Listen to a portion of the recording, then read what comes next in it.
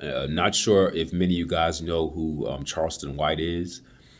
Recently, a couple of days ago, Jason Whitlock had a show on his channel called Fearless on YouTube, and he was giving his breakdown of the interview that Charleston White did on Cameron Newton's podcast. If you don't know who Cameron Newton is, he's an ex NFL athlete. I'm sure you guys know who he is. He played for the Carolina Panthers. He did go to the Super Bowl once, and he did later on. He did get traded to the New England Patriots, and that's where he finished out his career. He never played in the NFL again. So now he has a podcast called Funky Fridays. That's Cam Newton's podcast, and Charleston White happened to be on it. And I've known Charleston White for over a year now, not personally, but I've known of him through what he gives out on social media.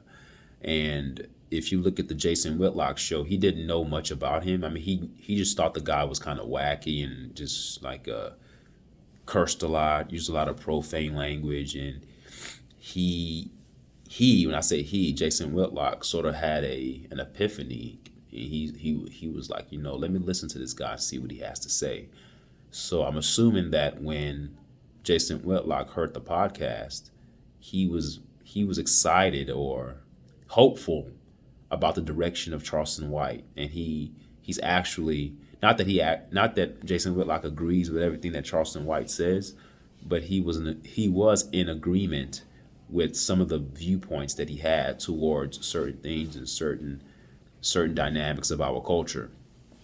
But what I'm gonna do is I saw a bit of the I saw about 5 minutes of the interview, and I wanted to give my perspectives on it. So what I'm gonna do is I'm gonna break down what Charleston White is saying and what Jason Whitlock is saying, but I'm gonna give my take on it.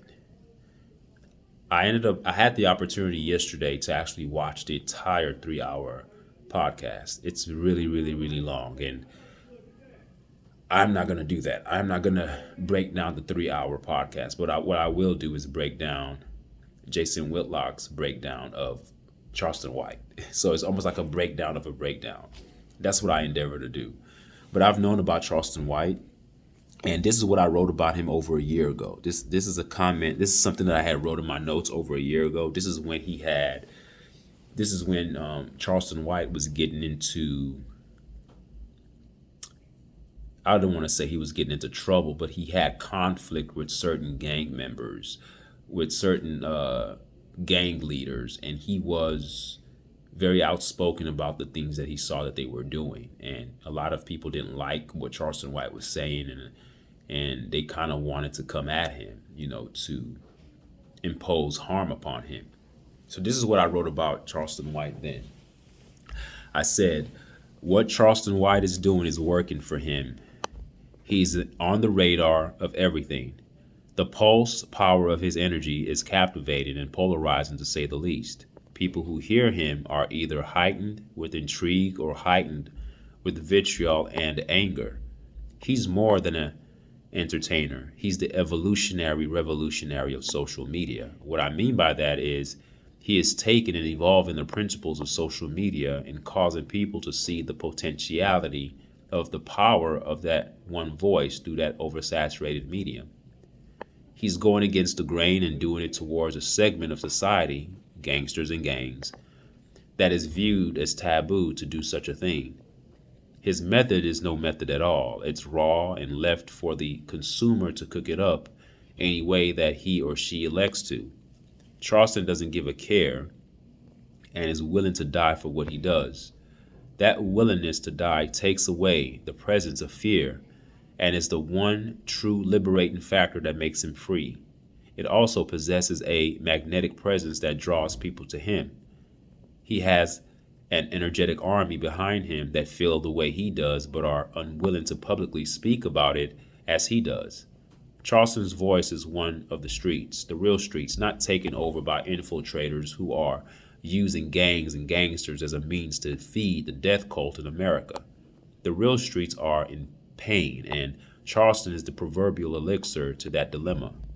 When a man like Charleston isn't afraid to die, all you can do is kill him, and the death you give him will assuredly render to him more power than he had when he was alive. Right now, Charleston is planting seeds, and if he dies, the message, the approach, the cadence, the raw, uncut approach will metastasize. In other words, there will be many more like him to come forth. It's like the gremlins. Once they are touched by water, they multiply. The opposition, I should say, best bet is to keep him alive. If he dies, he'll be more powerful dead than when he was alive. All the messages he is given will be played 100-fold for more of the world to hear. Death has a way of influencing the incoming outpouring of roses. Charleston isn't appreciated now, but he will be if he dies. That's what I wrote about Charleston White over a year ago. So I'm going to make a video watching Fearless for fair use purposes. And I'm going to break down some of the takes of Jason Whitlock on Charleston White. Because there's certain things that Jason Whitlock said about Charleston White's views that I disagree with. So those of you guys that think that I'm a Jason Whitlock or like I'm a Jason Whitlock Jr. or anything like that, like I said, I don't agree with a lot of things he does. I don't hate the guy. I just don't like being compared to him because I don't think like him at all. That biblical worldview stuff is I don't subscribe to that at all. Anyway, so just look at this video that I did right now as a prequel of what's to come. All right, thank you guys for listening.